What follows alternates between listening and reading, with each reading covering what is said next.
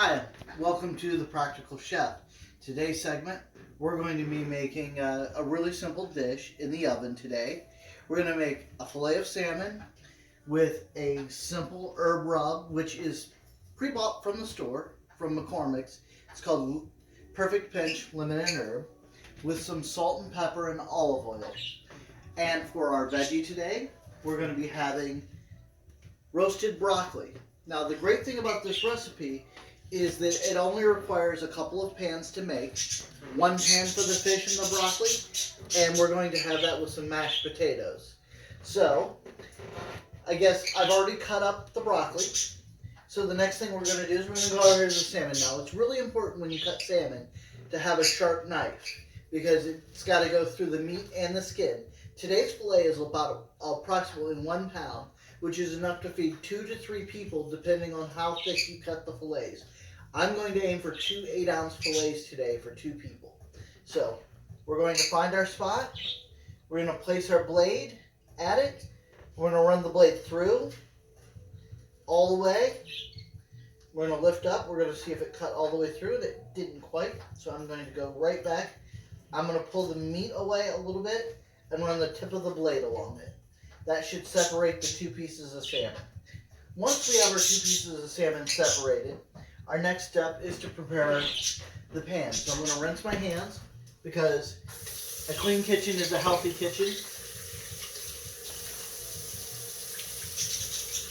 And we don't want to take a chance of cross-contaminating any of our stuff. Alright? So, one thing I usually do for the salmon is before I begin my prep work, cutting my vegetables and seasoning and preparing my cuts of meat, I go ahead and preheat the oven to 450 degrees Fahrenheit so that it's heating while I'm doing all my other work.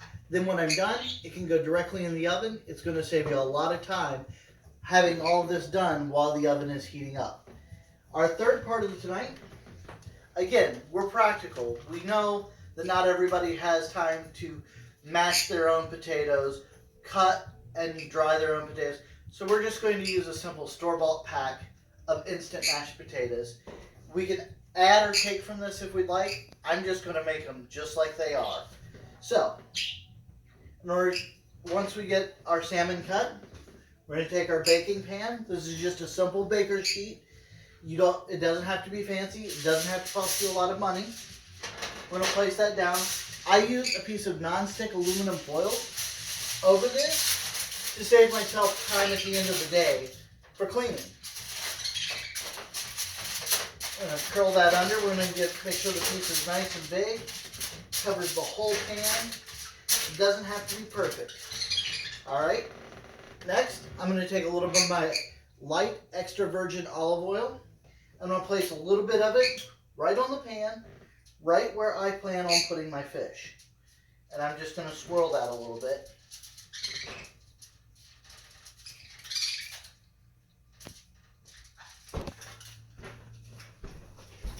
I have a nice light coating on one half of the pan where my fish is going to go. So, we have a nice light coating. We're going to take our 2 pieces of salmon. We're going to place them right where the olive oil was. That's going to help with the bottom side of it. That's going to help season it. And that's also going to help crisp up the bottom of that skin as it bakes. It's going to pop. It's going to sizzle. Then we're going to take our same olive oil. So we're going to use a little bit of the light olive oil right on top of both of them. And again, I'm just going to take my hands and I'm going to make sure it gets a nice even coat over the whole fillet. This is going to prepare our surface for our seasonings. Also going to help seal in the moisture and seal in the flavor of the natural salmon. So, we've got that. Now, once we've got it seasoned, our first step is our base seasoning. I like to put on the McCormick's first. You're just going to take and you're going to apply it liberally. As you can see, my camera assistant's going to come in here and she's going to get a nice close-up of this so that you can see what it looks like when it's done.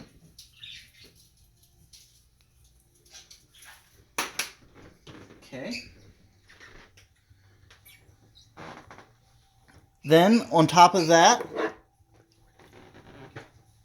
right on top of that, we're going to put a little bit of extra pepper because pepper gives everything, makes everything better.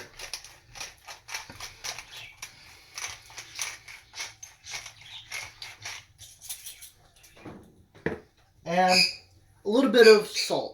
You don't have to use a grinder salt. I choose to use natural sea salt.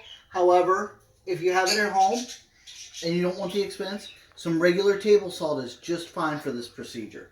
So we're going to take our sea salt and we're just going to give it a couple of quick grinds just to add a little bit of extra flavor to it.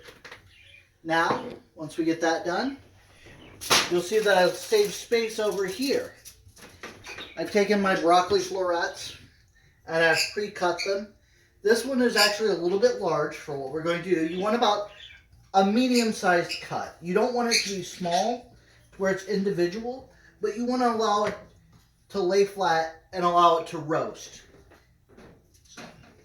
Now, my personal favorite, these are the branch parts of it. A lot of people don't like to use these.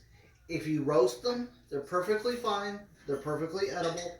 They just don't have the pretty broccoli top on it. But they still have all the flavor and nutrients that you get from the crowns. So I'm just going to put some of those on here.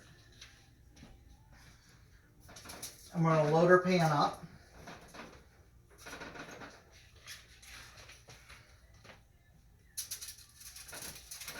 With our broccoli florets. Now you notice I'm not putting any salt on these right now, but neither am I putting any oil. You do not need to oil these if you're looking after health. They will roast just fine plain. And then we'll take our florets, and then we'll take our stems and just put our stem pieces in there. Just like that.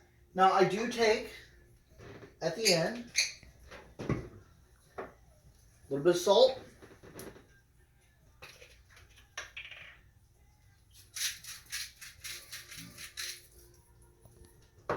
And just a little bit of pepper over the vegetables. Now they do make a vegetable seasoning from McCormick's that is pretty darn good on these vegetables.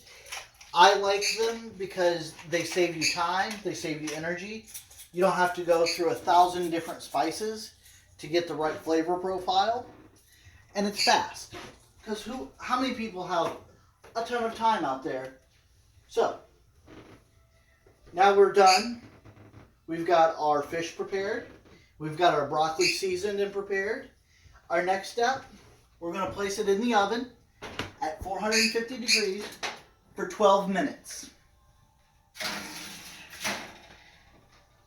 You can cook it a little longer if you want. However, for a fillet like that, it takes only about 12 to 15 minutes to cook properly.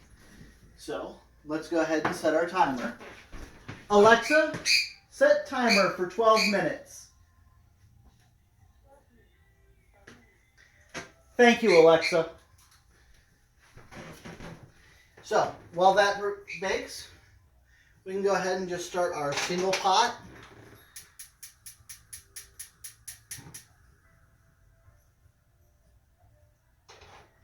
And a watch pot never boils, so we're just going to let that set for now, and we'll catch back up to it when it's done.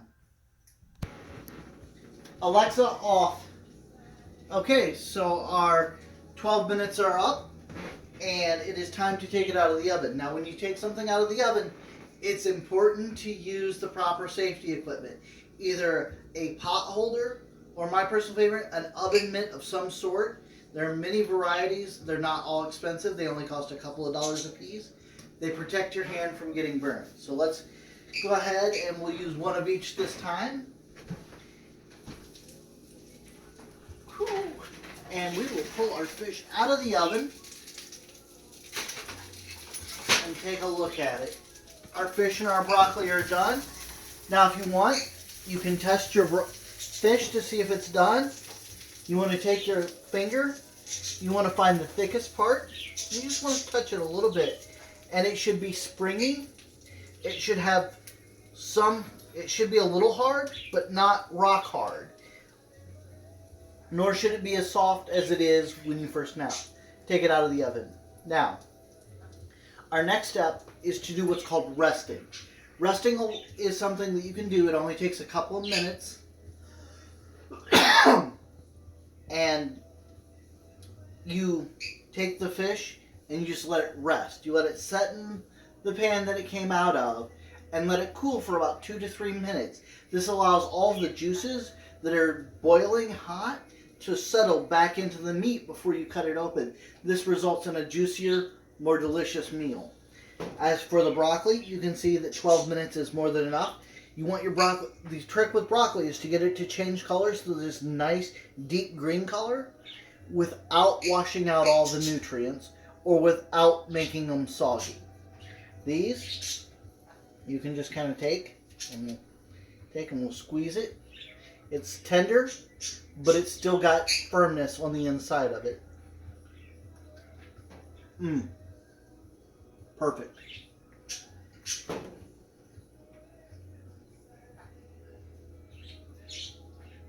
And while we were waiting, I went ahead and finished the potatoes. So now we have a complete meal in about 35 minutes. Again, I want to invite you guys to follow me on Facebook or on Twitter at the Hot Plate Writer, or you can check my blog out at hotplatewriter.blogspot.com. Thank you, and we'll see you the next time on The Practical Chef.